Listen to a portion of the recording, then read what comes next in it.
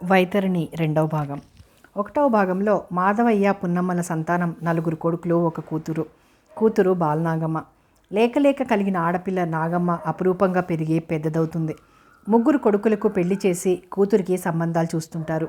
MA చదివిన వెంకట్రావుకి 12,000 కట్నంతో నాగమ్మను ఖాయం చేస్తారు. కానీ 12,000 కోసం 10 ఎకరాల పొలం అమ్మడానికి సిద్ధపడతాడు మాధవయ్య. కోడళ్ళు మండిపోతారు. ఏమీ అనలేక లోపల రగిలిపోతారు. కొడుకులు కూడా అసంతృప్తితో వేగిపోతుంటారు. కథ కొనసాగుతుంది. దస్తావేజుల మీద సంతకం పెట్టాలి. మధ్యాహ్నం రిజిస్టర్ ఆఫీస్కి దగ్గరికి రా. వినపడినట్లే సుబ్బారాయుడు అరగ కడుతున్నాడు. నీకేరా చెప్పేది? తండ్రి రెట్టించాడు. వస్తాలే గొణిగాడు సుబ్బారాయుడు. అంతవరకు వాకిట్లో నిల్చున్న సుబ్బారాయుడు పెళ్ళాం తండ్రికి చాలని వాజమ్మ అనుకుంటూ లోపలికి వెళ్ళింది. అన్నకు అరక కట్టడంలో సహాయం చేస్తూ అంతవరకు జరిగిన సంభాషణతో తనకేం సంబంధం లేనట్టే ఉండిపోయాడు రామదాసు. అక్కడి నుంచి చల్లగా తప్పుకుంటున్న రామదాసును చూసి అన్నాడు మాధవయ్య, నువ్వు కూడా మధ్యాహ్నం రావాలి. ఎక్కడికి ఏమిటి? రిజిస్టర్ ఆఫీస్కి. ఎందుకు?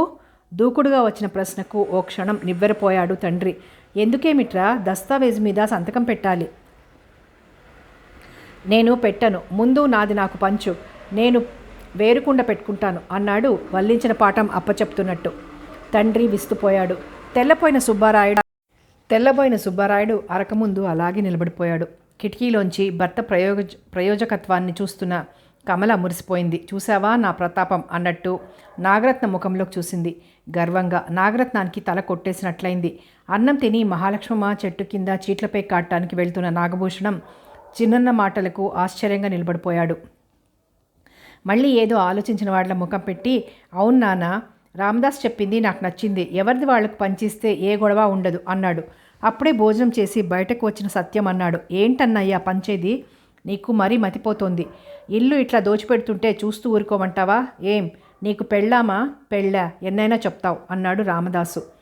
సత్యం ఉద్రేకంగా తండ్రి వైపుకు నడిచాడు. అయితే పంచు నాన్న, చెల్లాయికి కూడా భాగం పెట్టు. అది మాలాగే పుట్టింది. ఈ ఆస్తి మీద, ఈ ఇంటి మీద మాకున్న అధికారం దానికి ఉంది. అసలు ఈ కట్నాల గొడవ వచ్చింది ఆడవాళ్ళకి ఆస్తి మీద హక్కు లేకపోవటం వల్లనే. నాకొచ్చే భాగం అమ్మి చెల్లెలకి పెళ్లి చేద్దాం అన్నాడు సత్యం ఆవేశంగా. నువ్వూరుకో చిన్నన్నయ్య అంది వాకిట్లో నిల్చొని చూస్తున్న బాలనాగమ్మ. అంతా ఓసారి చెల్లెల వైపు చూశారు. చెల్లాయి ముఖం చూసేటప్పటికీ నాగభూషణం మనసు వెన్నలా కరిగిపోయింది. రామదాసు మంచుగడ్డలా కారిపోయాడు. సుబ్బరాయుడికి తమ్ముళ్ళిద్దరినీ తన్నాలనిపించింది. ఏమిట్రా అది అంటూ తల్లి బయటకొచ్చింది. ఏం లేదులే అమ్మా, ఆఫీస్ దగ్గరికేనా? వస్తాలే నాన్న అంటూ నాగభూషణం గబగబా వెళ్ళిపోయాడు. ఎన్ని గంటలకు రావాలి నాన్న? 1 గంటకు వస్తే సరిపోతుందిగా. జవాబుకి ఎదురు చూడకుండానే అన్న సుబ్బారాయుడు దగ్గరికి వెళ్ళి నిల్చున్నాడు. ఇద్దరూ అరక తోలుకొని పొలం బయలుదేరారు. మాధవయ్య పున్నమ్మ భోజనానికి పిలుస్తున్నా వినిపించుకోకుండా బజార్కు వెళ్ళిపోయాడు. దిగాలు పడి నిల్చున్న చెల్లెల్ని సత్యం ఇంట్లోకి తీసుకువెళ్ళి పట్నం కబూర్లు చెప్పి నవ్వించడానికి ప్రయత్నిస్తున్నాడు. 3 కోడళ్ళు ఇంటి వెనుక దొడ్లోకి చేరారు. ఎవరికి పట్టంది నాకెందుకులే, బుద్ధి తక్కువ ముండని. కాకపోతే చీదేసింది కమల. అదేంటక్క అలా అంటావు? ఆ ముసలాడు మన కాపరాల్లో నీళ్లు చెల్లుతుంటేనో అంది సుందరమ్మ. ఆ ముసల్ది అంతే, దానికి కూతురుంటే చాలు మన ఉసురు పోసుకొని పురుగులు పట్టి చావదో మెటికలు విరిచింది నాగరత్నం. అందరూ అందరే అయ్యారు. అమ్మకు చాలని దేవయ్యలు అంది చిన్న కోడలు సుందరమ్మ.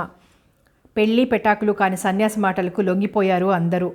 ఎక్కడి నుంచి ఊడిపడ్డాడో ముదనష్టపోడు. సరిగ్గా సమయానికి చచ్చాడు. కోడళ్లను వెతుక్కుంటూ వచ్చిన పున్నమ్మ చెవుల్లో ఆ మాటలు పడ్డాయి. గిర్రున వెనక్కి తిరిగింది. దాని పెళ్ళి పెటాకులుగాను ఆ గుంటకు మన ఉసురు తప్పక తగులుతుంది. అలా చూస్తుండు.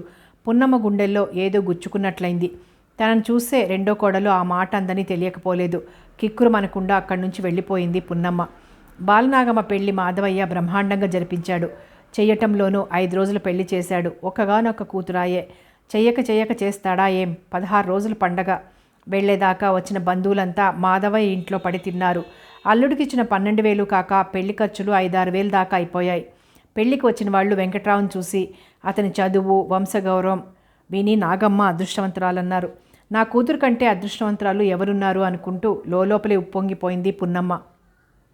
బావమర్దిని చూసుకొని బావలు మా చెల్లి అదృష్టవంతురాలు అనుకున్నారు.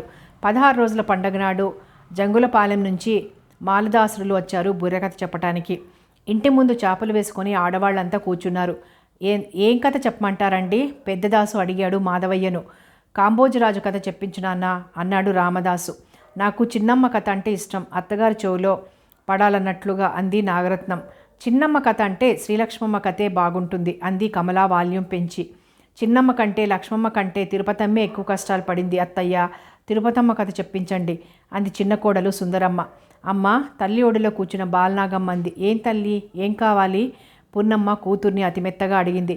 అమ్మ మరేమో నాకు బాలనాగమ్మ కథ అంటేనే ఇష్టమే, గారాలు పడుతూ అడిగింది బాలనాగమ్మ. బాలనాగమ్మ కథ ఏమట్రా చెప్పండి పెద్దగా అంది పున్నమ్మ. కోడళ్ళు ముగ్గురు ఒకరి మొహాలు ఒకరు చూసుకున్నారు. నాగరత్నం పున్నమ్మ నెత్తిన పెడిమని మొట్టికాయలు వేసింది. కమల జుట్టు పట్టుకు పీకింది కసిగా. సుందరమ్మ మొహం రక్కింది. ఇవన్నీ అత్తగారి మీద కోపం ఆపుకోలేక వారు తమ తమ ఊహాలోకంలో చేసిన పనులు. పున్నమ్మ మాత్రం కూతుర్ని ఒళ్ళో కూర్చోబెట్టుకుని బాలనాగమ్మ కథను ఆనందంగా ఆలకిస్తోంది. బాలనాగమ్మ కథ వింటూ మధ్యలో అమ్మ నాకెందుకో భయంగా ఉందే అంది. నా తల్లే, భయం దేనికమ్మా నేనుండగా అంటూ నాగమ్మ తలను పున్నమ్మ గుండెలు కానించుకుంది. నా తల్లి లక్ష్మమ్మ కంటే చిన్నమ్మ కంటే అదృష్టవంతురాలు అనుకుంది పున్నమ్మ. అప్పగింతల నాడు పున్నమ్మ కూతురు చేతిని అల్లుడి చేతిలో పెడుతూ గోడుగోడున ఏడ్చింది. నాగమ్మకైతే ఉదయం నుంచి ఏడవటం వల్ల కళ్ళు వాచిపోయి ఉన్నాయి. మాధవయ్య తనకు వంగి నమస్కారం చేసిన కూతుర్ని గుండె కదుముకుంటూ కంటనీరు పెట్టాడు. పెద్దన్న సుబ్బారాయుడు ఆ సమయానికి అక్కడ లేకుండా పోయాడు. రామదాసు గోడకు చారిబడి కూర్చొని పైపంచతో కళ్ళు తుడుచుకున్నాడు.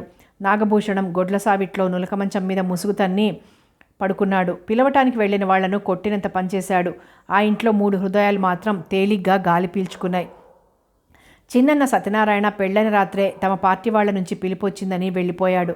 భర్త చేయి పుచ్చుకొని గడప దాటిపోతూ తల్లిని కావలించుకొని వెక్కి వెక్కి ఏడ్చింది నాగమ్మ. ఈ దృశ్యం చూస్తూ వెంకట్రావు బిక్కమొహం వేశాడు. ఆ తల్లిదండ్రుల రోదన వింటుంటే వెంకట్రావు హృదయం తరుక్కుపోయింది. మాధవయ్య అల్లుడు కళ్ళల్లోకి దీనంగా చూశాడు. ఇక నా బిడ్డ భారం నీదే, ఏం చేస్తావో అన్న భావం చూపుల్లో నిండి ఉంది. మాధవయ్య పుట్టి బుద్ధెరిగిన తర్వాత ఎవరిని దేనికోసం అంత దీనంగా ప్రార్థించి ఎరగడు. పువ్వుల్లో పెట్టుకొని పెంచుకున్నాం నాయన, నీ చేతుల్లో పెట్టేశాం, ఇక నీదే భారం అంది పున్నమ్మ బొంగురు గొంతుతో. మీకే భయమో అక్కర్లేదు, మీ అమ్మాయికి ఏ కష్టం కలగకుండా చూసుకుంటాను అన్నాడు వెంకట్రావు అత్తమామలను ఊరడిస్తూ. కంటిరెప్పలా పెంచిన తల్లిదండ్రులను అల్లారుముద్దుగా చూసుకున్న అన్నల్ని, పుట్టినింటిని, ఊరును, తన తువ్వాయిల్ని వదిలి వెళ్లే బాధ ఒకవైపు కుంగదీస్తుంటే, మరోవైపు తను సాగించబోయే కొత్త జీవితం, సంసారం, అందగాడైన భర్త మీద అల్లుకున్న చిన్న చిన్న చిలిపి ఊహలు, ఆనందంలో తేలిపోతూ నాగమ్మ భర్తతో వెళ్ళిపోయింది.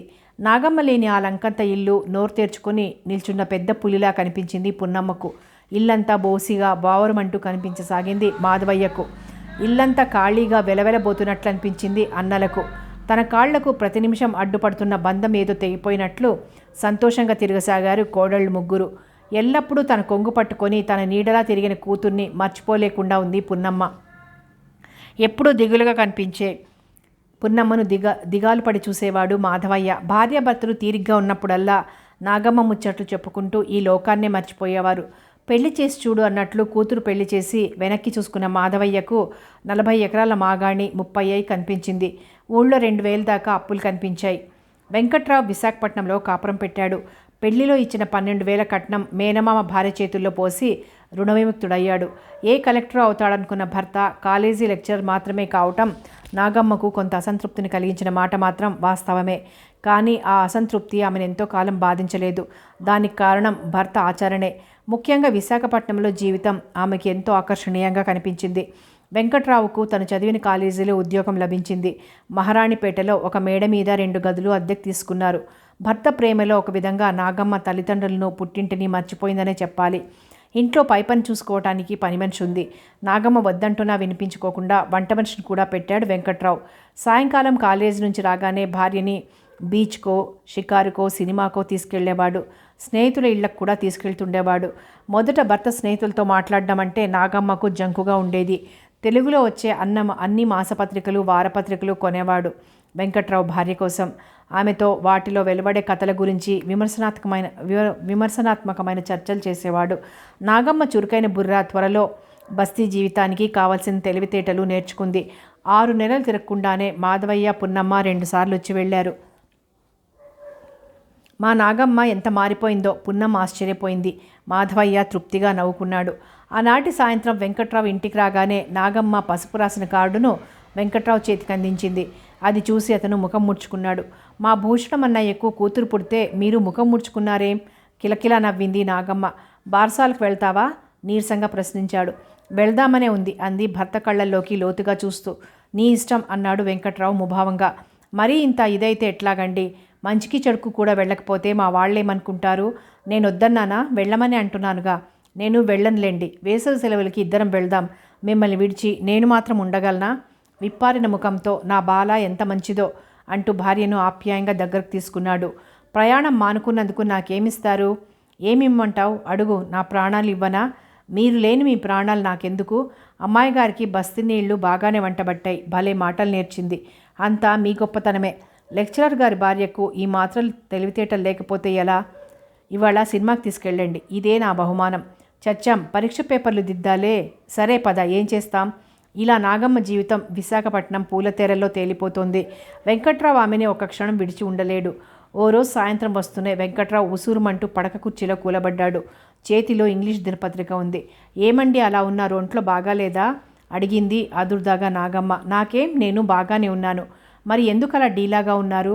మీ చిన్నన్నయ్య చిన్నన్నయ్యకి ఏమైంది? వణికిపోతూ ప్రశ్నించింది నాగమ్మ. మీ చిన్నన్నయ్యను అరెస్ట్ చేశారు. నాగమ్మ భర్త ముఖంలోకి అయోమయంగా చూసింది. మీ చిన్నన్నయ్య విప్లవకారుల ముఠాలో తిరుగుతున్నాడుగా. మొన్న భద్రాచలం అడవుల్లో మీ అన్నయ్యను మరీ నలుగురిని పట్టుకున్నారట. చిన్నన్నయ్య రెండు చేతులతో ముఖం దాచుకొని వెక్కి ఏడ్చింది నాగమ్మ. ఊరుకో బాల, సత్యం లాంటి వారి కోసం ఏడవకూడదు. అతని లాంటి ఆదర్శ జీవి నీకు అన్న, నాకు బావమరిది కావడం మనం ఏనాడో చేసిన పూజల ఫలితం ఆవేశంగా అన్నాడు వెంకట్రావు. ఇలా పట్టుబడిన వాళ్లను కాల్చేస్తున్నారటగా. నిజం చెప్పండి. మా చిన్నన్నయ్యను కూడా బావురు మంది నాగమ్మ. వెంకట్రావు ఉలిక్కిపడ్డాడు. అబ్బే అదేం లేదు. రాజమండ్రి జైలుకి పంపిస్తున్నట్టు కూడా వార్త పడింది. పర్మిషన్ తీసుకొని వెళ్ళి చూసొద్దాం అన్నాడు భార్యను ఓదార్చుతూ. ఆ తరువాత కొద్ది కాలానికే సత్యాన్ని రాజమండ్రి జైలుకి తీసుకొచ్చారు. వెంకట్రావు నాగమ్మని తీసుకెళ్లాడు. అన్నం చూశాక జైల్లో అన్న తను ఊహించినట్లు కాక ఎంతో ఉత్సాహంగా ఉండడం చూసి ఆశ్చర్యపోయింది నాగమ్మ. మనసు తేలికపడింది. ఆ విషయమే తండ్రికి రాసింది. మూడో నాటికల్లా మాధవయ్య దంపతులు వచ్చారు. సత్యం జైల్లో ఉండటం చూసిన ఆ పెద్ద ప్రాణాలు రెండు కొట్టుకులాడిపోయాయి. పున్నమ్మ కుంగిపోయింది. మధ్య మధ్య జైల్లో అన్న రాజకీయ ఖైదీలకు నాయకుడిగా ఉండి చేస్తున్న అలజడి గురించి పేపర్లో చదివి వెంకట్రావు నాగమ్మకు వివరించేవాడు.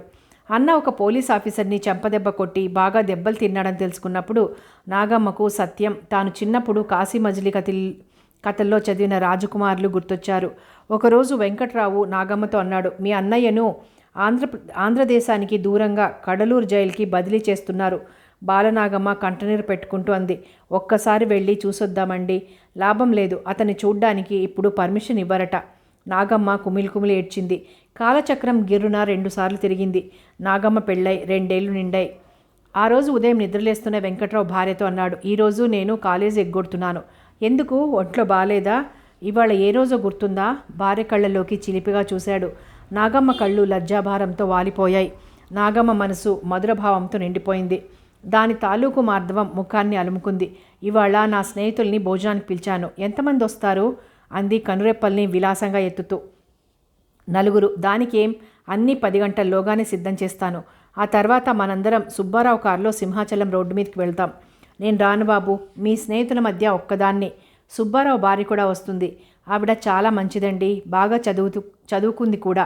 మొదట్లో నాలాంటి పల్లెటూరి మొద్దుతో మాట్లాడుతుందా అనుకున్నాను. కానీ కొంచెం కూడా గర్వం లేదు. భోజనానికి ఆమెను కూడా పిలిచారా? నేను పిలిస్తే ఏం బాగుంటుంది? సుబ్బారావుని నేను పిలిచాను. ఆమెను పిలవటానికి నువ్వు వస్తావని సుబ్బారావుతో చెప్పాను. మరి చెప్పరేం? త్వరగా వెళ్ళొస్తాను. మళ్ళీ వంట ప్రయత్నం చేసుకోవాలి అంటూ నాగమ్మ లోపలికి వెళ్ళిపోయింది. ఆ రాత్రి నాగమ్మ వెంకట్రావు చెవిలో ఒక చిలిపి వార్త ఊదింది. వెంకట్రావుకు చక్కిలిగింతలు పెట్టినట్లయింది. ఆనంద పారవస్యంతో భార్యని అమాంతం కౌగిలించుకున్నాడు. భర్త కౌగిలిలో సిగ్గుతో మొగ్గలా ముడుచుకుపోయింది నాగమ్మ. నాకు అమ్మాయే కావాలి, తెలిసిందా? భార్య గడ్డం పట్టుకొని వాలిపోతున్న ముఖాన్ని పైకెత్తుతూ అన్నాడు వెంకట్రావు. నాగమ్మ తన ముఖాన్ని భర్త గుండెలో దాచుకొని కాదు అన్నట్లు తల ఊపింది. రాణిగారికి అబ్బాయే కావాలా? అవును అన్నట్లు గుండెల మీద తల ఆడించింది. భార్యను వదిలేసి దూరంగా వెళ్ళి కూర్చున్నాడు వెంకట్రావు కోపాన్ని అభినయిస్తూ. నాగమ్మ గుండెలు దడదడలాడాయి. భర్తకు నిజంగానే కోపం వచ్చిందనుకుంది. లేచి భర్త దగ్గరికి వెళ్ళి చెయ్యి పట్టుకుంటూ అంది, ఏమండి కోపం వచ్చిందా? అలా అంటున్నప్పుడు ఆమె గొంతుకు ఏదో అడ్డుపడ్డట్లయింది. అవును. వస్తున్న నవ్వును పెదవులతో పొదివి పట్టుకుంటూ అన్నాడు వెంకట్రావు. నాకు అమ్మాయే కావాలి అంది నాగమ్మ భర్తను అనునయిస్తూ. అలా రా దారికి. భార్యను గుండెలకు బలంగా హత్తుకున్నాడు. భర్త కౌగిలిలో కరిగిపోతూ అంది నాగమ్మ. అమ్మాయికి పేరు నాకిష్టమైందే పెట్టాలి. ఏం పేరు పెడతావు అడిగాడు వెంకట్రావు భార్య తల మీద తన గడ్డాన్ని ఆనించి. పార్వతి. వెంకట్రావు పకపకా నవ్వాడు. పార్వతి పాతి చింతకాయ పచ్చడిలా ఉంది అన్నాడు. ఈసారి అడగటం నాగమ్మ వంతైంది. నాకు పార్వతి పేరంటే ఎంతో ఇష్టం. పొంగుకొస్తున్న కోపాన్ని అణుచుకుంటూ అంది నాగమ్మ. అలాగే, కానీ ఒక షరతు అన్నాడు వెంకట్రావు. నాగమ్మ భర్త కళ్ళల్లోకి చూసింది. ఆ కళ్ళల్లోని చిలిపితనాన్ని తట్టుకోలేక ఆమె కళ్ళు వాలిపోయాయి. ఇటు చూడు, చెప్పండి. నాగమ్మ చెక్కిళ్ళు సిగ్గుతో రాగరంజితమైనాయి. పుట్టబోయే అమ్మాయి అచ్చం నీలాగే ఉండాలి. అప్పుడే నీకు పేరు పెట్టుకునే అధికారం ఇస్తాను. వీల్లేదు, మీ పోలికలే ఉండాలి అంది నాగమ్మ మొండిగా. ఇలా పుట్టబోయే అమ్మాయి పోలికల గురించి పేరు గురించి వాదించుకుంటూ బంగారు పంటలాంటి భవిష్యత్తును ఊహించుకుంటూ నిద్రపోయారు ఆ దంపతులు. తెల్లవారు లేస్తూనే వెంకట్రావు మామగారికి ఉత్తరం రాశాడు. నాగమ్మకు 3వ నెల అని తెలియపరుస్తూ. విన్నావా? వంటింట్లో వంకాయలు తరుగుతున్న భార్య దగ్గరికి వచ్చి అన్నాడు మాధవయ్య. ఏమిటి అంది తలెత్తకుండానే. చెప్పుకో చూద్దాం. అమ్మాయి దగ్గర నుంచి ఉత్తరం వచ్చిందా? ఏం రాసిందండి? చేస్తున్న పని ఆపి ఉత్తరం వినటానికి సిద్ధంగా కూర్చుంది పున్నమ్మ. అల్లుడు రాశాడు. ఏం రాశాడు? అమ్మాయికి 3వ నెలట. అమ్మాయి కులాసాగా ఉందా? సెలవులకు వస్తామన్నారా? పున్నమ్మను ఆ వార్త ఉక్కిరిబిక్కిరి చేసింది. కళ్ళల్లో ఆనంద బాష్పాలు తిరిగాయి. ఏమండి, అమ్మాయికి సూడిదలు తీసుకెళ్దామండి. బిడ్డను కనిపెట్టుకొని అక్కడే ఉంటాను. 7వ నెల రాగానే తీసుకొస్తాను. మాట్లాడరేమండి? సూడిదలు తీసుకెళ్లడం అంత ముఖ్యమంటావా? ఆలోచిస్తూ ప్రశ్నించాడు మాధవయ్య. తెల్లమొహం వేసింది పున్నమ్మ. మళ్ళీ కనీసం ఓ 5-6 వందలన్నా కావాలి మనం వెళ్ళటానికి, సూడిదలకి కావాల్సిన వాటివి కొనటానికి. చాలే ఊరుకోండి, మీకు కాపినం ఎక్కువైపోతుంది. ఒక్కగానొక్క బిడ్డ, తొలిచూలుకి సూడిదలు పంచకుండానా? ఎవరైనా వింటే నవ్విపోతారు మందలిస్తూ అంది పున్నమ్మ. అది నిజమేననుకో, డబ్బు ఎక్కడి నుంచి తేవటం? ఆ మాటలు తనకు తానే అనుకున్నట్లున్నాయి. ఈ 2 సంవత్సరాల్లో ఆ ఇంటి వాతావరణంలో ఊహించని మార్పే వచ్చిందని చెప్పాలి. నాగమ్మ పెళ్లితో కోడళ్లలో బయలుదేరిన కలకలం కొడుకుల్లో రేకెత్తి అసంతృప్తి ఫలితంగా మాధవయ్య ఆ ఇంటి బాధ్యత పెద్ద కొడుకు చేతిలో పెట్టాడు. మాధవయ్యకు తన కొడుకులు చేతికందనంత ఎత్తు పెరిగారని, తనకు ఆ ఇంటిలో ఉన్న స్థానం క్రమంగా పోతుందని అర్థం చేసుకున్నాడు. కొడుకులు తనంత అయ్యాక ముఖ్యంగా వాళ్లకు తనంటే ఉన్న గౌరవం సడలక తన తప్పుకోవటమే మంచిదని తలంచాడు. లోకం పోకడ తెలిసిన మాధవయ్య. ఇప్పుడు మాధవయ్య, పున్నమ్మ ఆ ఇంటి విషయాలు పట్టించుకోవటం మానేశారు. ఏదో తమకు తోచిన పనులు చేస్తూ పున్నమ్మ కోడళ్లకు సాయంగానూ ఉంటున్నారు. ఈ ఘటాలు ఇలా వెళ్ళిపోతే చాలు అనుకుంటూ ఉంటాడు మాధవయ్య. ఇప్పటికీ కూడా కొడుకులు తండ్రి ఎదుట పడి గట్టిగా మాట్లాడరు. ఆ భద్రయ్య కొడుకులు అంత సంపాదించి ఇచ్చిన తండ్రిని పాలేర్లా చూస్తున్నారు. తనే నయం, తన కొడుకులు ఇంకా తనను తండ్రిగానే చూస్తున్నారు. తన పరిస్థితిని ఇతరులతో పోల్చుకుంటూ తేలిగ్గా నిట్టూర్చేవాడు మాధవయ్య. ఇప్పుడు పెద్ద కొడుక్కి 2 మగపిల్లలు, 1 ఆడపిల్ల. రెండోవాడు రామదాసుకు ఇంకా పిల్లలు కలగలేదు. కలుగుతారనే ఆశ కూడా లేదు ఆ దంపతులకు. చిన్న కొడుకు నాగభూషణానికి 1 ఆడపిల్ల, 1 మగపిల్లవాడు. సుందరమ్మ తన చెల్లెలే కాబట్టి కమల తన చెల్లెలి పిల్లల్నే తన పిల్లల్లా చూసుకుంటూ తనకు పిల్లలు లేరనే బాధను మర్చిపోతోంది. పున్నమ్మ ఎక్కువగా పిల్లల పనులు చూసుకుంటూ వంట ఇంట్లో కూడా చిన్నవి పెద్దవి పనులు చూసుకుంటూ ఉంటుంది. మాధవయ్య దాదాపు పొలాలకేసి వెళ్ళటం మానేశాడనే చెప్పాలి. ఎక్కువగా ఇంట్లోనే ఉంటూ పిల్లల్ని పెట్టుకొని కాలక్షేపం చేసేవాడు. ఎప్పుడైనా మరీ తోచక పొలం కేసి వెళ్తే కొడుకులు నువ్వెందుకు వచ్చావు నాన్న, మేము చూసుకుంటాంగా అనేవారు. మాధవయ్య లోలోనే బాధపడేవాడు. పైకి మాత్రం ఓ చిరునవ్వు నవ్వి పొలమంతా ఓసారి తను తీరా చూసుకొని తిరిగి వచ్చేవాడు. పెద్దవాడిని అడిగి చూడండి అంది పున్నమ్మ. నువ్వే అడుగు అన్నాడు మాధవయ్య. ఆ సాయంత్రం పొలం నుంచి వచ్చిన సుబ్బారాయుడు దగ్గర పున్నమ్మ విషయం కదిలించింది. అలాగా, చెల్లయ్య ఆరోగ్యంగా ఉందటనా? 9వ నెల రాగానే నేను వెళ్ళి తీసుకొస్తాలే అన్నాడు సుబ్బారాయుడు. అది కాదురా, తొలిచూలు కదా, సూడిదలు పట్టించుకెళ్దామని గొణిగింది పున్నమ్మ. ఏమిటమ్మా, నీకు మరీ ఇంటి పరిస్థితి తెలియకుండా ఉంది. పెళ్లికి చేసిన అప్పే ఇంకా 1000 రూపాయలుంది అన్నాడు సుబ్బారాయుడు విసుగ్గా. ఏమంటావురా అయితే? ఇక ఓపిక పట్టలేని మాధవయ్య గదిల నుంచి బయటకొచ్చాడు. ప్రస్తుతం నా దగ్గర డబ్బేమీ లేదంటున్నాను. తన ఎదుటపడి కొడుకు అంత ఖచ్చితంగా జవాబిస్తాడని ఊహించని మాధవయ్య మాటలే మర్చిపోయాడు. తాను ఆ నిమిషం నుంచే స్థానభ్రష్టుడైనట్లు గ్రహించి బాధపడ్డాడు. సుబ్బారాయుడు ఓ క్షణం మౌనంగా నిల్చుని లోపలికి వెళ్ళిపోయాడు. అలా వెళ్ళిపోతున్న కొడుకుని చూసి మాధవయ్య అన్నాడు, వాడిచ్చేదేమిటి? మనకు మాత్రం ఈ ఆస్తి మీద అధికారం లేదా ఏం? మనకొచ్చే దాంట్లోనే ఇవ్వమను అన్నాడే కానీ మాధవయ్య మాటలు నూతిలో నుంచి వచ్చినట్లున్నాయి. సుబ్బారాయుడు తండ్రి మాటలు విని ఓ క్షణం నిల్చుని తటపటాయించి లోపలికి వెళ్ళిపోయాడు. పున్నమ్మకు పుట్టెడు దుఃఖం వచ్చింది. ఈ సంభాషణ విన్న నాగరత్నం ముసిముసిగా నవ్వుకుంటూ భర్తకు ఎదురైంది. ఓ క్షణం భార్య ముఖంలోకి చూశాడు. ఏమిటే అంత నవ్వొస్తుంది అన్నాడు మూలనున్న ముల్లుకరం చేతిలోకి తీసుకుంటూ. నాగరత్నంకు ముచ్చెమటలు పట్టాయి. ముదనష్టపు పాడు కొడతావా ఏం? కోపం వస్తే మరి నీకు కింద మీద తెలియదు అని భయపడిపోయింది. సుబ్బారాయుడు ముల్లుకర్ర తీసుకొని గబగబా బయటకు నడిచాడు. అన్నం తినకుండానే పొలం పోతున్నాడు అనుకుంది నాగరత్నం భర్త వెళ్ళిన వైపు చూస్తూ. ఆ రాత్రి మాధవయ్య గాని పున్నమ్మ గాని భోజనం చేయలేదు. సుబ్బారాయుడు రాత్రి పొలంలోనే పడుకున్నాడు. తల్లిదండ్రులకు మొదటిసారిగా ఎదురు తిరిగిన సుబ్బారాయుడు రాత్రంతా నరకయాతన అనుభవించాడు. తెల్లవారి మాధవయ్య కొడుకులు ముగ్గురిని పిలిచాడు. రిజిస్ట్రార్ ఆఫీస్కి పదండి, ఎవరిది వారికి గీటు పెట్టేస్తాను అన్నాడు. రాత్రంతా నిద్రలేక బరువుగా ఉన్న సుబ్బారాయుడి కళ్ళ నుంచి ఆవేదన తొంగి చూసింది. నాన్న చాలా బాధపడ్డట్లున్నారు అని. ఇప్పుడు దానికి తొందర ఏమొచ్చింది నాన్న? మీ హయాంలో ఇలాగే జరిగిపోనివ్వండి అన్నాడు సుబ్బారాయుడు తల వంచుకొని. రామదాసు నాగభూషణం ముఖాముఖాలు చూసుకున్నారు. అవును నాన్న అంటూ గడపలో అలికిడైతే చూశాడు రామదాసు. పెళ్ళాం కమల కొరకొరా చూస్తుంది. అవును నాన్న, మీ ఉద్దేశం బాగుంది. ఎవరిది వారికి పంచి ఇస్తే ఏ గొడవ ఉండదు అని గబగబా అనేసి అక్కడి నుండి వెళ్ళిపోయాడు రామదాసు. నాగభూషణం మౌనంగా ఇంటి లోపలికి వెళ్ళిపోయాడు. సుబ్బారాయుడు సిగ్గుపడుతూ తండ్రి ముఖంలోకి చూశాడు. ఎంతైనా పెద్దవాడి బుద్ధే వేరు అనుకున్నాడు మాధవయ్య. 12 గంటలకల్లా రిజిస్ట్రార్ ఆఫీస్కి రండి, దృఢంగా ఉంది మాధవయ్య స్వరం. కొడుకు జవాబు కూడా ఎదురు చూడకుండానే బయటకు వెళ్ళిపోయాడు మాధవయ్య. మంచిదే అయింది, లేకపోతే ఆ ముసలాడు మనకు సెంటు భూమి కూడా దక్కనివ్వడు అంది నాగరత్నం సుందరమ్మతో. ఆ నాగమ్మ ఈ కొంప ఆర్పటానికే పుట్టింది, ఇక దానికి బిడ్డలు కూడా పుడితే బతకనిస్తుందా ఆ ముసలిది అంది కమల. సుబ్బారాయుడు ఆలోచిస్తూ నిల్చున్న చోటనే చాలాసేపు నిలబడిపోయాడు.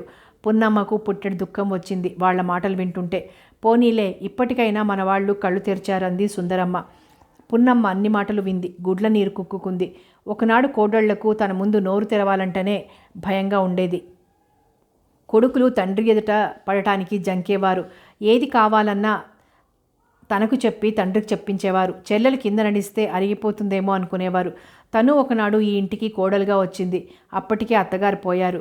మంచాన పడిన మామగారు తనకు కానీ తన భర్తకు కానీ ఎప్పుడు భారంగా తోచలేదు. తన భర్త ఏ పని చేసినా మంచం మీద ఉన్న తండ్రికి ముందు చెప్పి చేసేవాడు. ప్రతి బిడ్డ పుట్టినప్పుడు తను ఎన్నెన్నో ఊహించుకొని పొంగిపోయింది. తన కొడుకులు తనంత ఎత్తు పెరిగి మళ్ళీ తనకంటే ఎత్తు పెరిగిపోతుంటే తన మనస్సు గర్వంతో నిండిపోయేది. వాళ్ళు పెద్దవాళ్ళు కావాలని, వాళ్ళకి పెళ్ళిళ్ళు చేయాలని, మనవల్ని మనవరాళ్ళని ఎత్తుకోవాలని ఎన్నో కలలు కన్నది. ఒకనాడు ఈ ఇల్లు తనది, తన మాటకు ఎదురులేదు. ఈనాడు తనింట్లోనే తను పరాయిదాన్లా తలదాచుకోవటానికి వచ్చినట్టు అనిపిస్తుంది. లోకధర్మం ఇంతేనా? పెద్దతనంలో ఇలాంటి రోజు ఎదుర్కోవటానికేనా అందరూ పిల్లలు కావాలని కోరుకుంటారు? పున్నమ్మ మనస్సు పరిపరి విధాలుగా ఆలోచిస్తుంది. కళ్ళ నుంచి కన్నీరు ధారాపాతంగా కారిపోతుంది. చిన్న కొడుకు జ్ఞాపకం రాగానే బావురుమని ఏడవాలనిపించింది.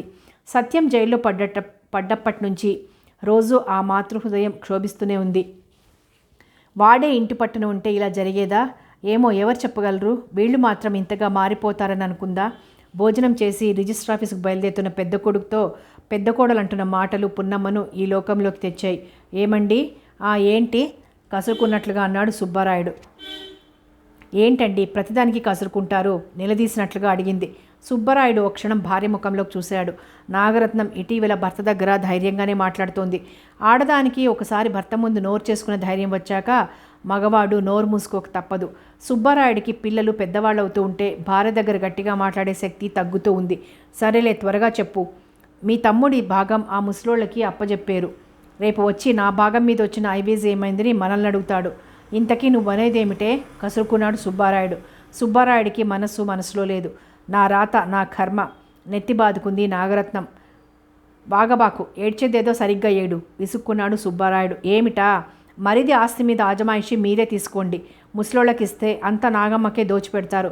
ఎప్పటికైనా సత్యం తిరిగి రావచ్చు, పెళ్లి చేసుకుని ఒక ఇంటివాడు కావచ్చు. అన్నయ్య, నువ్వుండి కూడా నాకు అన్యాయం ఎలా జరగనిచ్చావని మిమ్మల్ని నిలదీసి అడగవచ్చు.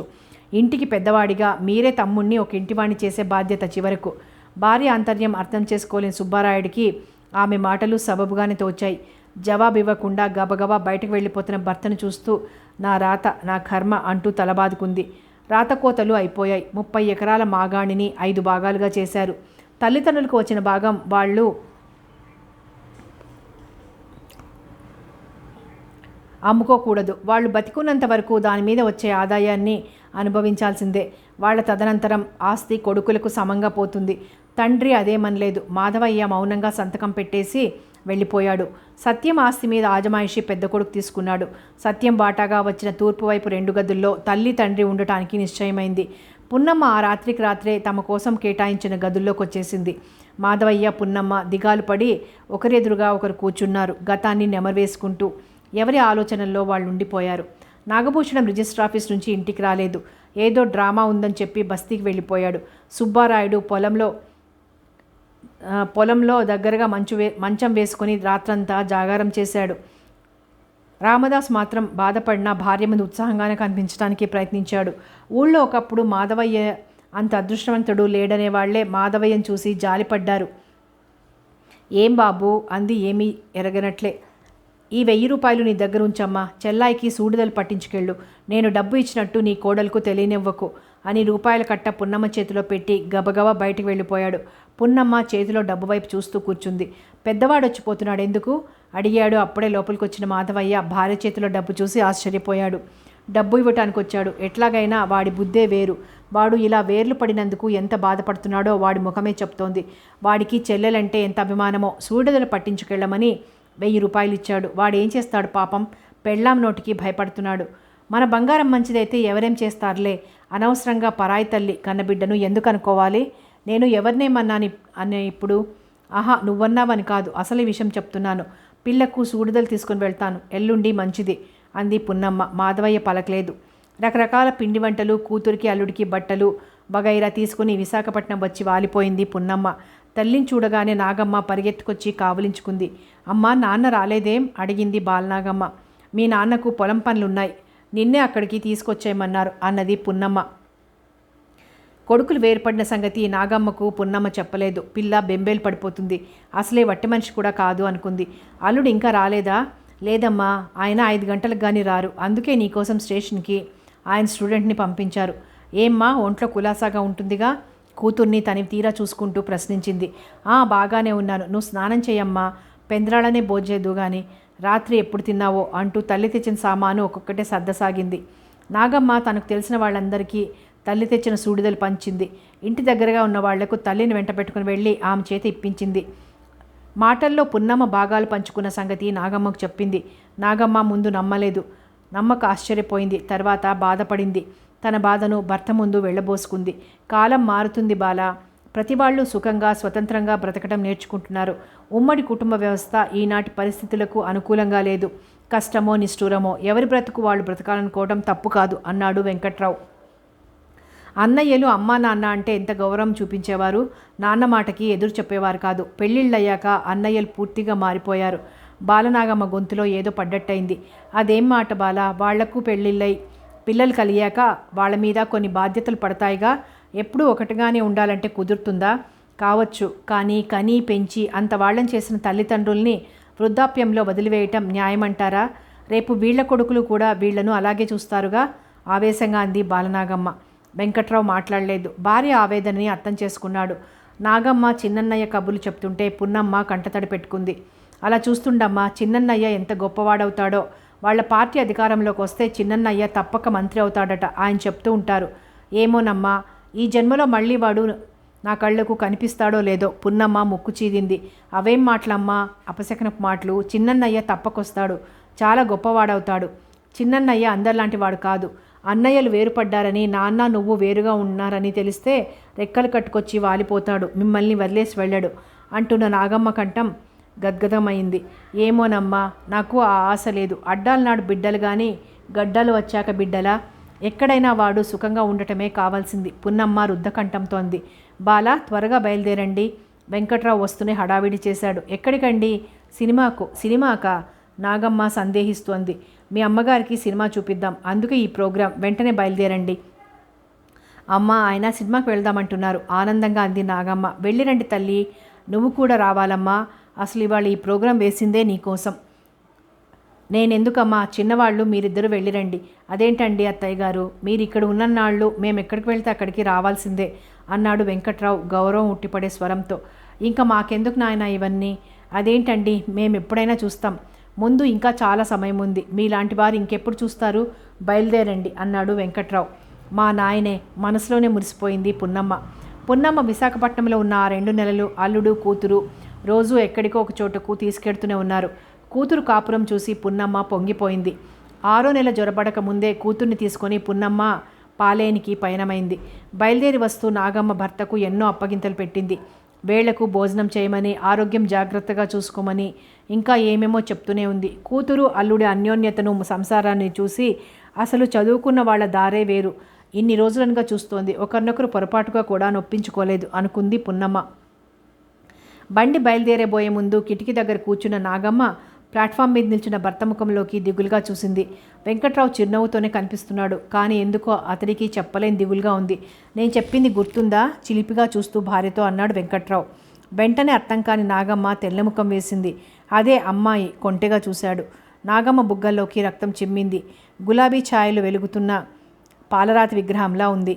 లేదా నువ్వు మళ్ళీ విశాఖపట్నం రానక్కర్లేదు తెచ్చిపెట్టుకున్న గాంభీర్యంతో అన్నాడు వెంకట్రావు. నాగమ్మ ఉలిక్కిపడింది. భర్త సరదాకి అన్న ఆ మాటల్లో ఆమెకు ఏదో అపశృతి వినిపించింది. పున్నమ్మ నోరు తెరుచుకొని కూతురు వైపు చూసింది. బండి కదిలింది. వెంకట్రావు కిటికీలోంచి భార్య చేతిని అందిపుచ్చుకొని మెత్తగా నొక్కాడు. ప్లాట్ఫామ్ పైన భర్త కనిపించినంత వరకు వంగి చూస్తూ చెయ్యి ఊపుతూనే ఉంది. వెంకట్రావు కూడా కనిపించినంత వరకు చెయ్యి ఊపుతూ వీడ్కోలిచ్చాడు. ఏంటే అమ్మాయి, బండి బయలుదేరే ముందు అల్లుడు ఏదో అన్నాడు సందేహంగా అడిగింది పున్నమ్మ. నాగమ్మ మాట్లాడలేదు. ఆమెను ఆవరించిన దిగులు ఇంకా చుట్టుకునే ఉంది. ఏం తల్లి, వాళ్ళు విశాఖపట్నం రావద్దంటాడేమిటి? భయంగానే అడిగింది పున్నమ్మ. నాగమ్మకు చెప్పాలంటే సిగ్గనిపించింది. మాట్లాడలేదు. కూతురు మౌనం పున్నమ్మను మరీ భయపెట్టింది. చెప్పమ్మా, నా దగ్గర దాపరికం ఎందుకు? దిగులుగా ఉంది పున్నమ్మ కంఠస్వరం. ఏం లేదమ్మా, ఆయనకి ఆడపిల్లే కావాలట అంటూ నాగమ్మ సిగ్గుతో ముఖాన్ని తల్లిగుండలో దాచుకుంది. పున్నమ్మ ఆనందంతో పరవశమైపోయింది. నా తల్లి, ఎంత సిగ్గే నీకు అంటూ బిడ్డను గుండెలు కదుముకుంది. వారికి ఆ బండిలో ఇతర ప్రయాణికులు ఉన్నారనేది కూడా జ్ఞాపకం లేదు.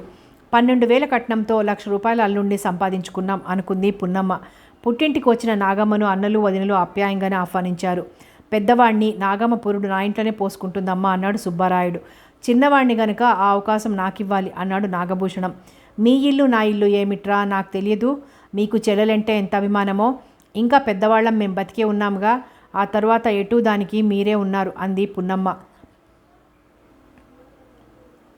అలా అనకమ్మా, చెల్లాయి పురుడైందాక నువ్వు నాన్న నా దగ్గరే ఉండండి ప్రాధాయపడుతూ అన్నాడు సుబ్బారాయుడు. నేను పెద్దవాడిని ఉన్నాగా, మీకెందుకులే ఇప్పటి నుంచి ఈ బాధ్యతలు అన్నాడు మాధవయ్య. సుబ్బారాయుడు ముఖం చిన్నబుచ్చుకున్నాడు. ఏంటన్నయ్య నీది మరీ చాదస్తం. అందరం ఒక ఇంట్లో ఒకే చోట ఉన్నాంగా, వేరుకుండలు కాగానే పరాయి వాళ్ళం అయిపోయినట్లా ఈ మర్యాదలేమిటి మనలో మనకు అంది నాగమ్మ. నాగమ్మ ముగ్గురు అన్నలు వదినలు ఆప్యాయంగానే చూశారు. నాగమ్మకు తినాలని ఉన్న పిండి వంటలు వదినలు పోటీపడి చేసి పెట్టారు. అప్పుడప్పుడు వదినల బలవంతం మీద అన్నల ఇళ్లలో భోజనం చేస్తూ ఉండేది. అన్నల పిల్లలు అత్తయ్య అంటూ ఒక్క క్షణం వదిలేవారు కాదు. మధ్యాహ్నం సమయాల్లో నాగమ్మ వదినల దగ్గర కూర్చొని పట్నం కబుర్లు చెప్తూ ఉంటే వాళ్ళు కుతూహలంగా వినేవారు. తను పురుడు పోసుకొని వెళ్ళాక వాళ్ళందరినీ రమ్మని రోజుకొకసారైనా చెప్పేది. నాగమ్మ ప్రసవించింది, ఆడపిల్లను కన్నది. అన్నలు వదినలు అందరూ హడావిడి చేశారు. ఆడపిల్ల అచ్చం నాగమ్మ పోలికే అన్నారు. చూసిన వాళ్ళంతా ఆ మాటలు విని నాగమ్మ భర్తను తలుచుకుంటూ తృప్తిగా నిండుగా నవ్వుకునేది. సుబ్బారాయుడు బావమర్దికి ఉత్తరం రాశాడు బారసాలకు రమ్మనమని. మగపిల్లవాడు కలిగితే బాగుండేది. భార్య దగ్గర గునిశాడు మాధవయ్య. అల్లుడికి ఆడపిల్ల కావాలటండి. మేమొచ్చే రోజు స్టేషన్కి వచ్చి ఆడపిల్లను కనకపోతే మళ్ళీ విశాఖపట్నమే రానక్కర్లేదు అన్నాడు. మాధవయ్య ముందు తెల్లబోయి అంతలోనే తేరుకొని గొల్లును నవ్వాడు. మాధవయ్య చాలా కాలానికి హాయిగా మనసారా నవ్వాడు. ఏమండి? ఏమిటి? భార్య ముఖంలోకి ప్రశ్నార్థకంగా చూశాడు. మనం కూడా అమ్మాయి దగ్గరికి వెళ్ళి ఉందామండి అంది పున్నమ్మ బతిమలాడుతున్నట్టు. మాధవయ్య అర్థం కానట్టు చూశాడు. ఓ క్షణం గడిచాక అన్నాడు, నీకేమైనా మతిపోయిందా? ఇంత బతికి తప్పేమిటి? మనకు ఏ 10 మంది ఉన్నారు గనక అందుకని అల్లుడింట్లో ఉండమంటావా? 4 కొడుకుల్ని పెట్టుకొని విసురుగా అన్నాడు మాధవయ్య. అల్లుడింట్లో ఉంటే తప్పేమిటి? అల్లుడిల్లని కాదుగా, అమ్మాయి ఇల్లని. చాలే ఊరుకో, ఎవరైనా వింటే నవ్విపోతారు. కాదండి, అలా అని అల్లుడే అమ్మాయితో చెప్పాడట. పెద్దవాళ్ళ అండా మనకు ఉంటుంది, వాళ్లకు కొంత మనశ్శాంతిగా ఉంటుంది అన్నాడు. అమ్మాయి వచ్చినప్పటి నుంచి ఒకటే గొడవ. అల్లుడు అందరిలాంటి వాడు కాదండి, ఎంత మంచివాడో. అత్తయ్య గారు అంటూ ఎంత ఇదిగా పిలిచేవాడనుకున్నారు? మాధవయ్య ఆలోచనలో పడ్డాడు. మీకు అంతగా ఇష్టం లేకపోతే కొంతకాలం వెళ్ళి వద్దాం. పసిపిల్ల తల్లిని ఒంటరిగా ఎలా పంపించడం? మీరు ఈ వయసులో చెయ్యి కాలు చేసుకోవడం నాకు ఇష్టం లేదు అంది పున్నమ్మ భర్త జవాబు కోసం ఎదురు చూస్తూ. సరే చూద్దాంలే అన్నాడు మాధవయ్య. నాన్న, పెద్ద కొడుకు సుబ్బారాయుడు వచ్చాడు. ఏరా, పొలం నుంచి వచ్చి ఎంతసేపు అయింది అన్నాడు మాధవయ్య. ఇప్పుడే వస్తున్నాను. వస్తూ వస్తూ వెంకట్రావుని తప్పక రమ్మని ఉత్తరం రాసి పడేసి వచ్చాను అన్నాడు. నేను కూడా రాసాలే, తప్పక వస్తాడనే అనుకుంటున్నాను అన్నాడు మాధవయ్య. బారసాలకి ఎంత అవుతుంది నాన్న? తమ్ముళ్ళు కూడా అడగమన్నారు. తలాకొక 200 వేసుకుందాం అనుకుంటున్నాం నీళ్లు నములుతూ అన్నాడు సుబ్బారాయుడు. మాధవయ్య సుబ్బారాయుడు ముఖంలో కదోలా చూశాడు. ఆ చూపుని తట్టుకోలేని సుబ్బారాయుడు తల తిప్పుకున్నాడు. తల్లి వైపు చూశాడు. తల్లి కూడా ఆలోచిస్తూ ఎక్కడో చూస్తోంది. ఏం నాన్న, తల వంచుకునే అన్నాడు. ఎందుకురా, మొన్ననే పంట అమ్మానుగా, ఆ డబ్బుందిలే అన్నాడు తండ్రి. తండ్రి మధ్య తమ మధ్య చాలా పెద్ద అగాధమే ఏర్పడినట్లు అనిపించి బాధపడ్డాడు సుబ్బారాయుడు. బరువుగా అక్కడి నుంచి వెళ్ళిపోయాడు. పోని తీసుకోకపోయారా బిడ్డ, మరీ చిన్నపుచ్చుకున్నాడు అంది పున్నమ్మ. ఎంత కాదన్నా మాతృహృదయం. నువ్వు ఊరుకో, నేను బతికుండగానే నా బిడ్డ మొదటి కాన్పు ఖర్చు చందాల మీద జరిపిస్తాననుకున్నావా? చందాలేమిటండి, అన్నలేగా, ఆ మాత్రం ఇయ్యతగరా? అది వాళ్ళనుకోవాలిగా. నా దగ్గరకు వచ్చి తలకొక 200 వేసుకోవాలనుకుంటున్నాం అంటాడా? మాధవయ్య గుర్రుమన్నాడు. పున్నమ్మ ఇక మాట్లాడలేదు. 21వ రోజున పిల్లను తొట్లో వేసి బారసాలు చేశారు. దగ్గర వాళ్లను 10 మందిని పిలిచి చేతులు కడిగించింది పున్నమ్మ. 3 వదినలు నాగమ్మకు పట్టుచీరలు పెట్టారు. సుబ్బారాయుడు పిల్లకు పులిగోరతో గొలుసు చేయించాడు. రామదాసు మొలకు బంగారు మొలతాడు చేయించాడు. నాగభూషణం చేతులకు మురుగులు చేయించాడు. దానికేం తక్కువ, 4 అన్నలున్నారు రామలక్ష్మణుల్లా అనుకుంది ఇదంతా చూస్తున్న పున్నమ్మ. బారసాల నాటికి వచ్చిన బావమరిది బావలు చాలా గౌరవించారు. వెంకట్రావు కూతుర్ని చూసుకొని మురిసిపోయాడు. చూశావా, నా పంతమే నెగ్గించుకున్నాను అన్నాడు వెంకట్రావు భార్య కళ్ళల్లోకి చూస్తూ. మహా గొప్ప, ముద్దుగా మూతి తిప్పింది నాగమ్మ. పిల్లకు నాగమ్మ ఇష్టప్రకారమే పార్వతి అని నామకరణం చేశారు. వచ్చినప్పటి నుంచి వెంకట్రావు కళ్ళున దగ్గటాన్ని గమనించింది నాగమ్మ. మరీ చిక్కిపోయారు, ఒక్కటే దగ్గుతున్నారు. వచ్చినప్పటి నుండి చూస్తున్నాను. ఒంట్లో బాగుండటం లేదా? భర్త మొహంలో దిగులుగా చూస్తూ ప్రశ్నించింది నాగమ్మ. వెంకట్రావు చిరునవ్వే సమాధానంగా ఇచ్చాడు. నవ్వుతారేం, నేను వచ్చేటప్పటికి ఎంత బాగున్నారు. ఈ 4 నెలల్లోనే ఏమైంది మీకు? హోటల్ భోజనం పట్టం లేదా? బాధ ఉట్టిపడే గొంతుతో పలికింది. ఏం లేదు బాలా, ఆ మధ్య ఏదో 4 రోజులు కాస్త జ్వరం వచ్చింది. అదే తగ్గిపోతుందిలే, అంత భయపడాల్సింది ఏమీ లేదు. హోటల్ భోజనం కదా, మళ్ళీ నువ్వు రాగానే మామూలుగా అవుతాను అన్నాడు వెంకట్రావు మామూలుగానే. కానీ నాగమ్మకు మాత్రం ఏదో దిగులుగా అనిపించింది. పున్నమ్మ మాధవయ్య కూడా అల్లుణ్ణి ఆరోగ్యం గురించి మరీ హెచ్చరించారు. బారసాలైన 2వ నాడే విశాఖపట్నం బయలుదేరిన భర్తను చూసి నాగమ్మ బెంబేలు పడిపోయింది. 4 రోజులు ఉండి పోకూడదా? కాస్త మీ ఆరోగ్యం కుదుటపడుతుంది అంది నాగమ్మ దిగులుగా. సెలవు లేదు, పరీక్షలు దగ్గరకు వస్తున్నాయి. ఈ 2 రోజులు కూడా అతి కష్టం మీద దొరికింది అన్నాడు వెంకట్రావు. అయితే పదండి, నేను వస్తాను. భార్య మాటలకు తెల్లబోయాడు వెంకట్రావు. నిజంగా అంటున్నాను, మిమ్మల్ని ఈ స్థితిలో ఒంటరిగా వదిలి ఇక్కడ ఉండలేను. ఓస్, అంతే కదా, ఇంకా ఏమో అనుకున్నాను. ఇప్పుడు నాకేమైందని? మనుషులన్నాక కాస్త చిక్కకుండా బలవకుండా ఉంటారా? వెంకట్రావు నవ్వుతూ తేల్చేశాడు. ఏమోనండి, నాకు భయంగా ఉంది. పిచ్చిదానా, వెర్రివేరే ఆలోచనలు పెట్టుకోకు అంటూ అక్కడి నుంచి వెళ్ళిపోయాడు. నాగమ్మ దిగాలు పడి కూర్చుంది. ఏంటి అమ్మాయి, అల్లుడు అప్పుడే వెళ్ళిపోతానంటున్నాడు? అవునమ్మా, సెలవు లేదట అంది నాగమ్మ. 4 రోజులుంటే బావుండు, అబ్బాయి మరీ నలతగా కనిపిస్తున్నాడు గొణుక్కుంది పున్నమ్మ. మామగారు బావలు కూడా వెంకట్రావును 4 రోజులుండి వెళ్ళమన్నారు. వెంకట్రావు ప్రయాణమై వెళ్తూ ఉయ్యాలలో నిద్రపోతున్న కూతుర్ని ఒకసారి తనివి తీరా చూసుకున్నాడు. నాగమ్మను నీ ఆరోగ్యం జాగ్రత్త అంటూ హెచ్చరించాడు. వెళ్ళిపోతున్న భర్తను చూస్తూ మనిషి సగం అయిపోయారు అనుకుంది.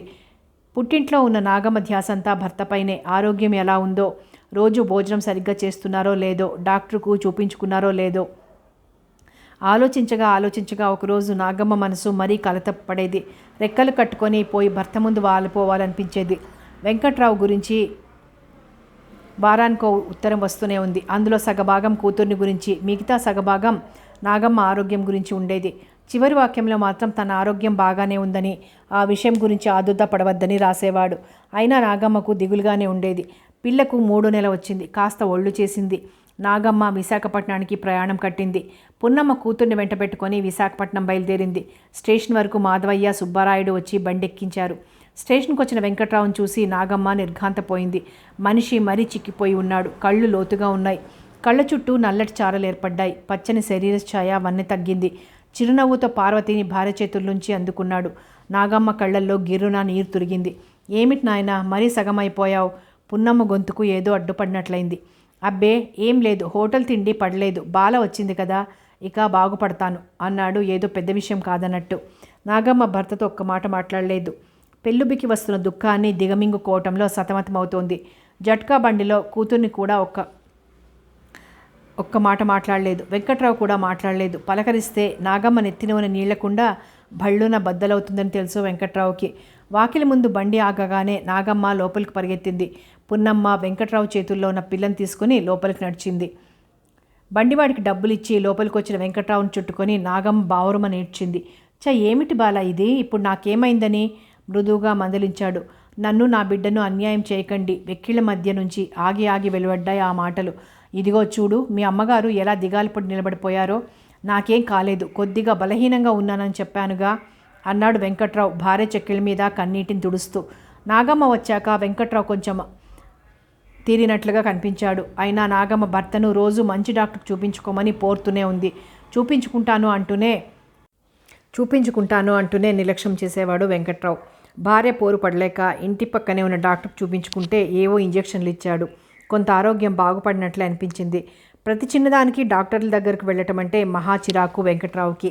శరీరం ఒకసారి డాక్టర్ల చేతిలో పడితే మందుల పుట్టగా మారాల్సిందేనని అతనికి గట్టి నమ్మకం.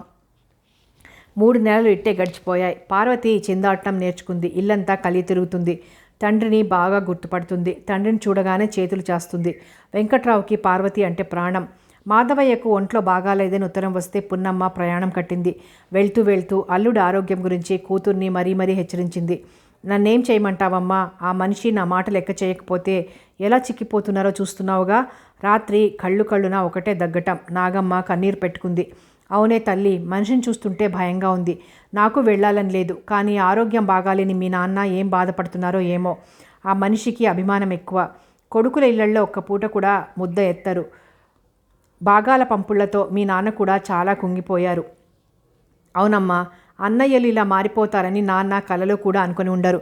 నాన్నకు కొంచెం తగ్గగానే ఇద్దరు ఇక్కడికి వచ్చేయండి అమ్మా అంది నాగమ్మ స్టేషన్లో బండి కదలబోయే ముందు. అలాగే తల్లి, పిల్లను భద్రంగా చూసుకో. అబ్బాయిని డాక్టర్ దగ్గరికి పంపించు. బండి కదిలింది. పున్నమ్మ కూడా కళ్ళ నీళ్లతో కదిలిపోయింది. వెంకట్రావు పిల్లను పెట్టుకొని ఇంట్లోనే ఉండిపోయాడు.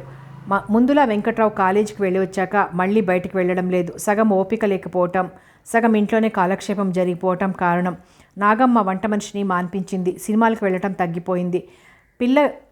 పిల్ల కలిగాక బాధ్యతారహితంగా ప్రవర్తించడం ఆమెకు మనస్కరించటం లేదు. 4 డబ్బులు ఇప్పటి నుండే వెనకేసుకుంటేనే తన పిల్లని నలుగురిలో గొప్పగా నించోబెట్టగలదు. వెంకట్రావు పార్వతిని గుండెల మీద దొర్లించుకుంటూ ఆడేవాడు. నా చిట్టి తల్లికి డాక్టర్ చెప్పిస్తాను అనేవాడు. అమ్మాయి డాక్టర్ అయ్యేదాకా మీరు డాక్టర్కి చూపించుకోరలా ఉంది అంది ఒకరోజు నాగమ్మ చిరునవ్వుతో. అవును, నా పార్వతికి మొదటి రోగిని నేనే. సంతోషించంలేండి. రేపు మీరు డాక్టర్ దగ్గరికి వెళ్తారా లేదా నిలదీసి అడిగింది నాగమ్మ. వెళ్ళాలనే అనుకుంటున్నాను అని పిల్లతో ఆడుకోవటంలో మునిగిపోయాడు. భార్యాభర్తలిద్దరూ 6 నెలల పార్వతిని చేతిలో స్టెథోస్కోప్తో తెల్లకోటుతో ఆసుపత్రికి వెళ్తున్న డాక్టర్గా ఊహించుకుంటూ మురిసిపోయేవారు. వెంకట్రావు ఇంట్లో ఉన్నంతసేపు కూతుర్ని భుజాల మీద నుండి దింపేవాడు కాదు.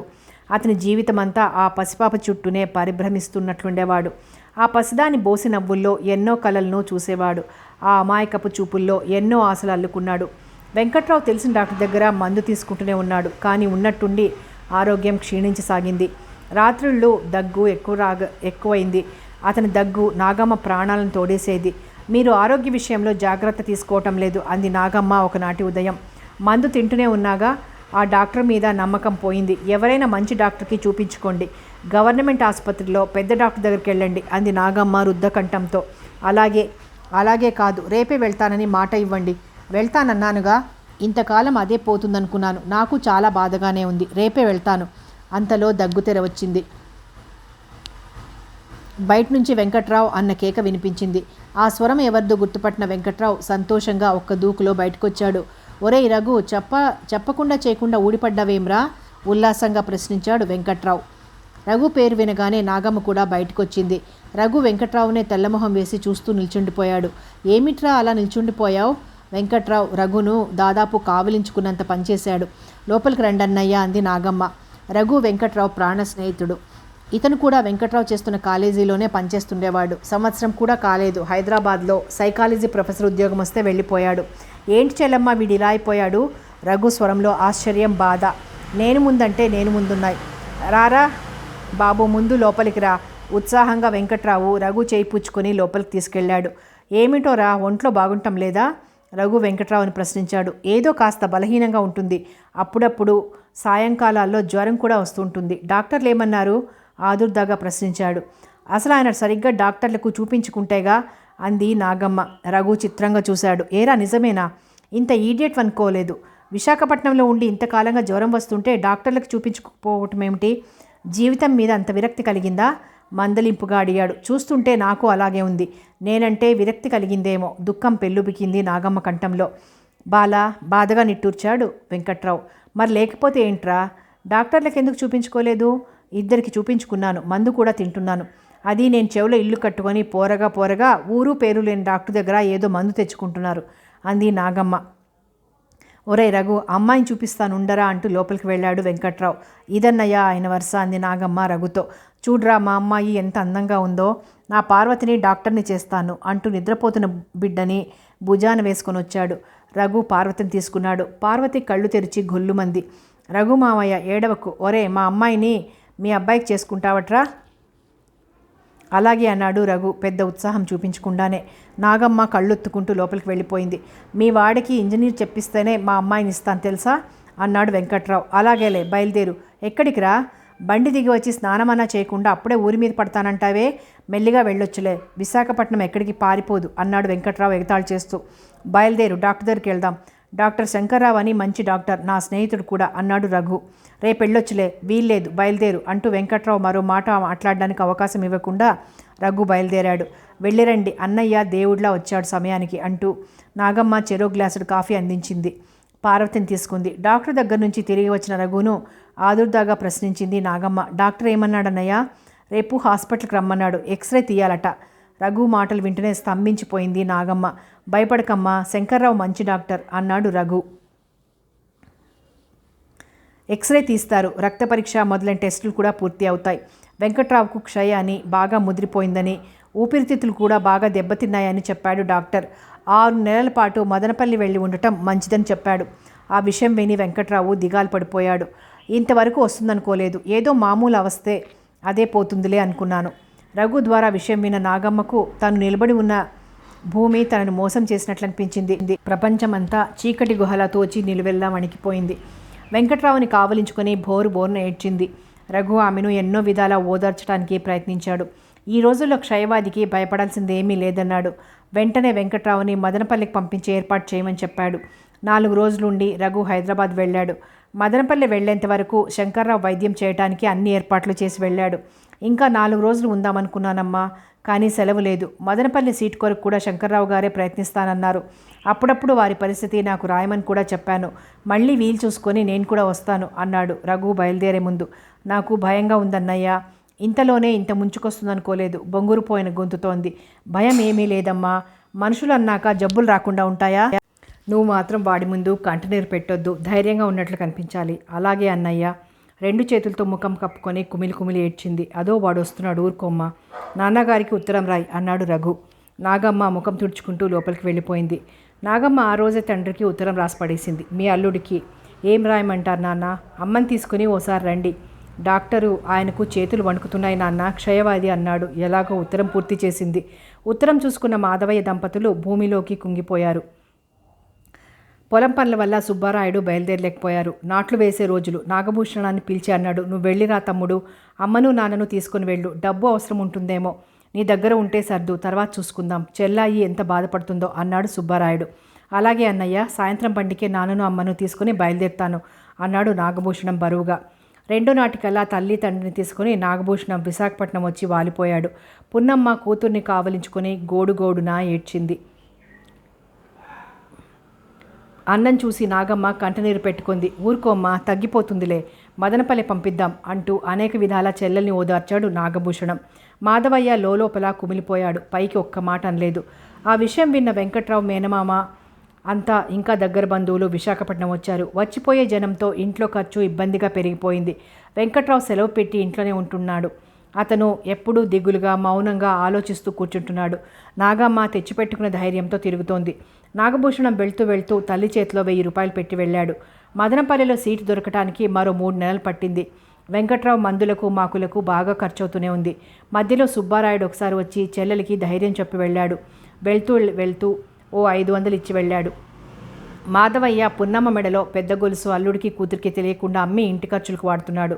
నాగమ్మ వెంకట్రావు ముందు ధైర్యంగా ఉన్నా చాటుగా కంటినీరు పెట్టని రోజు లేదనే చెప్పాలి. అసలే శారీరకంగా మానసికంగా క్షణక్షణం క్షీణించిపోతున్న భర్త తన కన్నీళ్లు చూసి తట్టుకోలేడని గ్రహించింది. కడుపులో కొండంత దిగులు దాచుకొని భర్త ముందు మామూలుగా తిరుగుతోంది. వెంకట్రావు తనకు జబ్బు వచ్చినందుకు కాక ఆర్థికంగా ఇతరుల మీద ఆధారపడవలసి వచ్చినందుకు లోపల కోల్పోతున్నాడు. మేనమామ తన కట్నం డబ్బులో కొంతైనా ఇస్తాడని ఆశించాడు. వాళ్ళు వచ్చి 10 రోజులు ఉండి వెళ్ళిపోయారు తప్ప డబ్బు సంగతి అత్తయ్య కానీ మావయ్య కానీ ఎత్తకపోవడం చాలా బాధ కలిగించింది. తనే అడగాలనుకున్నాడు. కానీ తీరా నోరు తెరిచి అడిగితే లేదంటారేమోనని భయపడి ఊరుకున్నాడు. తన జబ్బుకు అయ్యే ఖర్చంతా అత్తమామల మీద బావల మీద పట్టం అతన్ని నిమిషం కుంగదీస్తోంది. తను ఉద్యోగం చేస్తూ కుటుంబాన్ని ఏ కొరత లేకుండా భరించగలడు. కానీ క్షయవ్యాధి రాచవ్యాధి మామూలు ఉద్యోగస్తులకు వెనక ముందు అండదండలు లేని వాళ్లకు రావాల్సిన వ్యాధి కాదు. చివరకు తన బతుకు ఇలా అవుతుందని ఏనాడు ఊహించలేదు. చిన్నతనం పరుల మీద ఆధారపడి గడించింది. రుణవిముక్తుడై ఉద్యోగం చేసుకుంటూ తన బతుకు తను హాయిగా బతుకుతుండగా ఈ మాయదారు జబ్బు వచ్చి పడింది. మళ్ళీ అత్తగారి కుటుంబానికి తను బరువుగా తయారయ్యాడు. పరిపరి విధాలా ఆలోచిస్తూ కూర్చునేవాడు వెంకట్రావు. అతనికి తింటున్న మందులు కూడా వంటబట్టడం లేదు. ఏంటండి ఆలోచిస్తూ కూర్చున్నారు? పిల్లనెత్తుకునొచ్చి నిలబడింది నాగమ్మ వెంకట్రావు పక్కగా. పార్వతి వెంకట్రావు మీదకి దూకింది. వెంకట్రావు కూతురి కోసం చాచిన చేతుల్ని ఒక్కసారిగా వెనక్కి తీసుకున్నాడు. పార్వతిని అందించబోయిన నాగమ్మకు భర్త వాళ్ళకం అర్థం కాలేదు. తీసుకోండి అంది పిల్లను భర్త ఒళ్ళో కూర్చోబెడుతూ. వద్దులే, అమ్మాయిని కొంచెం నాకు దూరంగానే ఉంచు, నువ్వు కూడా కొంచెం జాగ్రత్తగానే ఉండు అన్నాడు వెంకట్రావు సాలోచనగా. ఏమండి? ఒక్కసారిగా పెనుగాలిలోని లతలా నిలువెల్లా వణికిపోయింది నాగమ్మ. ఏమిటే మరీ ఇంత ఇదైపోతావు బాలా? ఇది మంచి జబ్బు కాదు, ఎందుకైనా మంచిదని కొంచెం దూరంగా ఉండమంటున్నాను అంతే. నాగమ్మ భర్త మాటలకు కదిలి ఏడ్చింది. ఏమిటే అమ్మాయి ఇది? పున్నమ్మ కోపంగా మందలించింది. నాగమ్మ కళ్ళు తుడుచుకుంది. ఇలా రా తల్లి, పున్నమ్మ కూతుర్ని పిలిచింది. నాగమ్మ తండ్రి ఒడిలో ఉన్న పార్వతిని తీసుకుని బయటకు వచ్చింది.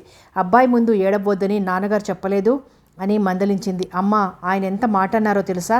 నన్ను పార్వతిని తనకు కొంచెం దూరంగా ఉండమన్నారమ్మా. మళ్ళీ దుఃఖం పొర్లుకొచ్చింది నాగమ్మకు.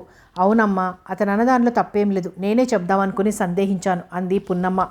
గట్టిగా కేక పెట్టింది నాగమ్మ. నువ్వు కూడా అలాగే అంటున్నావా? నీకు నోరెలా వచ్చిందమ్మా అంది ఏడుస్తూనే. మమ్మల్ని అర్థం చేసుకో తల్లి, అది అంటువ్యాధి, పసిపిల్లకు త్వరగా అంటుతుంది. కొంచెం నిదానంగా ఆలోచించుకో, ఇలాంటి విషయాల్లో ఆవేశాలు పనికిరావు. నాగమ్మ అక్కడి నుంచి చరచరా వెళ్ళిపోయింది. అలా వెళ్ళిపోతున్న కూతుర్ని చూసి నిట్టూర్పు విడిచింది పున్నమ్మ. ఆ రాత్రి వెంకట్రావుకి జ్వరం ఎక్కువగా వచ్చింది. మాధవరావు వెళ్ళి డాక్టర్ శంకర్రావుని పిలుచుకొచ్చాడు. ఇదిగో మదనపల్లిలో సీట్ వచ్చింది, వీలైనంత త్వరలో వెంకట్రావుని మదనపల్లికి తీసుకెళ్ళడం మంచిది అన్నాడు డాక్టర్ మాధవయ్యకు కాగితం అందిస్తూ. మదనపల్లికి వెళ్ళటం అంత అవసరమా డాక్టర్ గారు? నీరసంగా అన్నాడు వెంకట్రావు. అవును, చాలా అవసరం అని ఇంజెక్షన్ ఇచ్చి వెళ్ళిపోయాడు డాక్టర్. ఏమండి, మదనపల్లి ఎప్పుడు బయలుదేరుతారు? నాగమ్మ భర్తను అడిగింది. వెంకట్రావు జవాబు ఇవ్వలేదు, ఆలోచిస్తూ ఉండిపోయాడు. ఏమండి మాట్లాడరు? 2 రోజుల్లో బయలుదేరి వెళ్తే మంచిది కదూ? మంచిదే, కానీ బోలెడంత డబ్బు కావాలి. కనీసం చేతులు ఇప్పుడు 2000 ఉండాలి. ఎక్కడి నుంచి తేవటం? నాన్నని అడుగుతాను. పాపం మా ఆయన దగ్గర ఎక్కడుంది? పెద్దతనంలో వాళ్లకు ఇంత అండగా ఉండవలసిన వాళ్లకు బరువుగా తయారయ్యాం మందస్వరంతో అన్నాడు. ఆ మాటలు తనకు తానే చెప్పుకుంటున్నట్లున్నాయి. అన్నయ్యల్ని అడిగి తెస్తాడులేండి నాన్న. వాళ్లకు మాత్రం కష్టం కాదా? ఎవరి సంసారాలు వాళ్ళు జరుపుకుంటూ మరొకరికి వేలకు వేలు ఇవ్వటానికి వాళ్ళేమైనా లక్షాధికారులా? మన వల్ల వాళ్ళు బాధపడటం, వాళ్ళని విసుగు కలిగించడం మంచిది కాదు బాలా. కథ కొనసాగుతుంది.